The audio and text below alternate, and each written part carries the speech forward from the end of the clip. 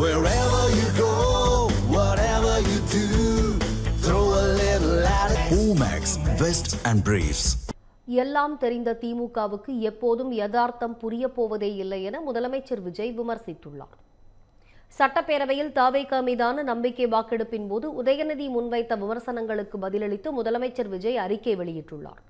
அதில் தனிப்பட்ட முறையில் திமுகவின் வாக்கு சதவிகிதம் வெறும் 24.19% மட்டுமே என்று கூறியுள்ள அவர், சட்டமன்ற தேர்தலில் கூட்டணி இல்லாமல் தனித்து போட்டியிட்ட தவேகவுக்கு 35% மக்கள் ஆதரவு தெரிவித்துள்ளனர் என்று குறிப்பிட்டுள்ளார்.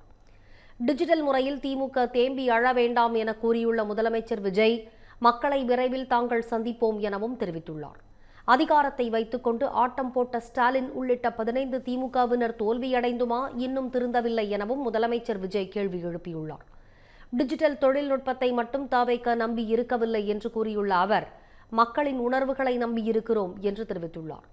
மேலும் தனது ரீல் அருந்து போனது தெரியாமல் திமுக திமிராக பேசுவதாகவும் முதலமைச்சர் விஜய் விமர்சித்துள்ளார்.